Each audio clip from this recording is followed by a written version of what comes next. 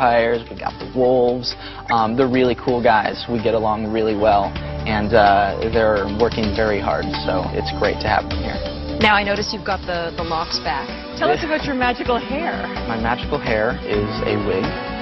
My hair is not even close to this length. So it's a different wig than the first one, and it looks a little bit different, fans, as you can see. And I'm pretty pleased with it. I think it's pretty cool looking. That cool-looking hair will be blowing in the wind as Taylor spends some time riding dirt bikes in New Moon. It was really cool. I got to do some practicing. And, are you a good rider? I don't know if you can. I'm not sure about that. Did they train you to do it for the movie, or did you have to learn for this? Yeah, I did some practice, some dirt bike training, and I hope I look pretty natural on the bikes. I was having fun. Come on, just say you hope you look cool. I hope I look cool so cool riding that bike. But yeah, it's a lot of fun. It is a lot of fun. Any major things that fans should look out for in terms of plot points being left out or put in that you can tease us about a little? Now I know you're probably sworn to secrecy on some of this stuff, but yeah, I think I'm just gonna have to tell you fans to go check out the movie November 20th, and then you can tell me after that. Coming up, Twilight's hunky vampire. What if I'm not the hero? Robert Pattinson on the pitfalls of fame. if you even talk to a girl, she's your girlfriend, right? Plus, how you can dress like your favorite Twilight star. Guy who has the girls going gaga. We are on the set with Twilight's hot young hunk, Robert Pattinson. Kristen was just quoted in GQ saying about you, the thing about Robert is he just can't lie. That's not true. I'm just really good at it. Robert comes clean on his love life. You have a girlfriend? And how he's coping with Hollywood stardom. I'm kind of a bit of a paranoid wreck. Twilight had women everywhere falling in love with a vampire and its breakout star Robert Pattinson. Well, now Thea Andrews talks with the actor from the closed set of the top secret sequel about the ups and the downs of all that female attention. Welcome back. Thank you. How does it feel? Good. Very surprisingly natural, I think. I'm so not stressed at all on this job, so it's kind of a nice feeling. What if I'm not the hero? What if I'm the bad guy? You're not. Robert had no clue that the first film would become such a monster success, and in fact, a lot of fans were dead set against him when he got picked for the part of Edward. People were like, that guy's not even on the short list. It's like, he looks like a freak. But I don't know. I think it's kind of changed now. The tide changed. I think I got some people on my team, and they sort of bullied all the other girls into liking me as well. More than liking, look at the rabid fans at the Twilight premiere. Thea was there to catch a breathless Robert after he was crushed in a sea of Twilighters. This is one of the craziest things I've ever seen. How's it for you? I don't know. I'm not even really here. Like, my body is here, but my brain is like, I don't know where it is. What's the strangest request you've ever gotten from a fan? I had some girls come up to me the other day who'd pre-bitten themselves, so they were bleeding when they came up. And they're like, look, we're already bleeding. Can you just lick a little bit of blood?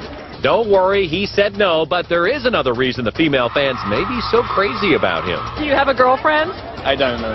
Not right now. Not right now. By the way, any of these ladies would be happy to go on a date with you. Are you looking for one? I guess. I don't think here would be the best idea. So you are on the market? I guess, yeah.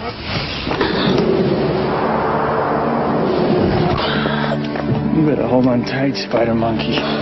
Now, the Bella-Edward romance has become one of the great movie love stories, but Robert promises that New Moon will be very different. First of all, he gets the stuffing knocked out of him.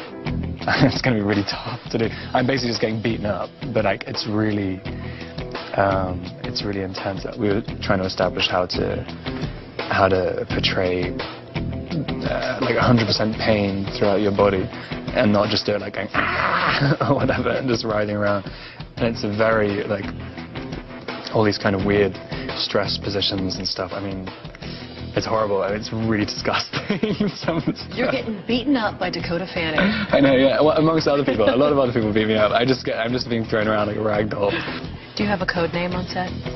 On set, number 2. You're number 2. You can't use that one. You know what? Now you've blown it.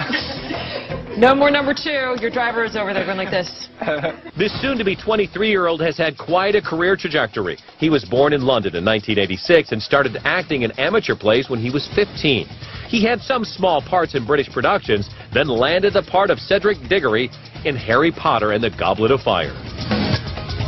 He is quoted as saying that until the age of 12, his sisters used to dress him up as a girl and introduce him as Claudia. But then he got cool and discovered hair gel. His acting inspiration is Jack Nicholson, and his other big passion is music. How big a role does music play in your life?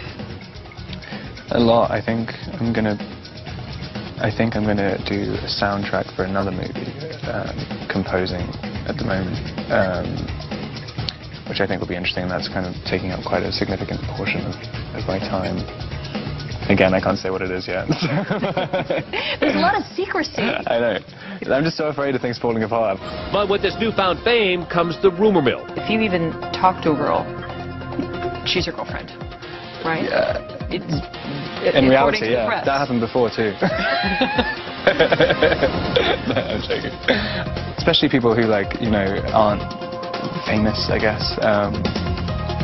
I'm always really worried about, like, ruining their lives. Like, you know, you immediately get, like, all that stuff hacked into on the internet and everything's like, oh. So that's a little weird. Robert also got to present at the Oscars, which still shocks him. What was that like? Terrifying. I almost passed out. But he found out he had some famous fans. I thought it was quite funny. Ron Howard came out with a picture taken. I was like, what do you want a picture for? Tom Cruise was telling me how much he loves the books. Really? Yeah. Wow. But Robert's not just sticking to vampires. He's got 2 other projects. First, he plays the eccentric artist Salvador Dali in Little Ashes out next month. And he's also a wannabe musician in How to Be, a British comedy out now. Here's footage behind the scenes where Robert can't seem to keep a straight face. I'm getting the sense no romantic comedies in the immediate future for you. The stuff, I'm kind of booked out for like a year now with various different things, and one's kind of a comedy, but it's more dark than you could possibly imagine in comedy. You just can't stay out of the dark. I know. Do you still have to audition in Hollywood? I still like auditioning. I find it very, very difficult to agree to something if it's just an offer, because I don't know if I can do it. I like to know that, you know, I've done something which people can judge me on. Kristen was just quoted in GQ saying about you, the thing about Robert is he just can't lie. That's not true. I'm just really good at it. Now, Twilight has sparked a whole new look. You might even call it vampire chic. Well, stay tuned as ET fashion expert Anya Sarr shows you how to dress for a very different kind of nightlife. Secrets on how to get the look of Twilight. The look of Twilight. The subtle tones, the grays, the blues, the plaid, the flannel. Edward and Bella rock these trends, and you can too, with stuff you probably have in your own closet. Want to look like Bella? Pull out your plaid t-shirt and pair it over a long-sleeve thermal. Throw on a classic jean and instant Bella. Let's talk about Rosalie, my personal favorite of all the vampires. From her necklaces to her long scarves to her cropped jackets, Alice sets herself apart from the pack with a romantic look.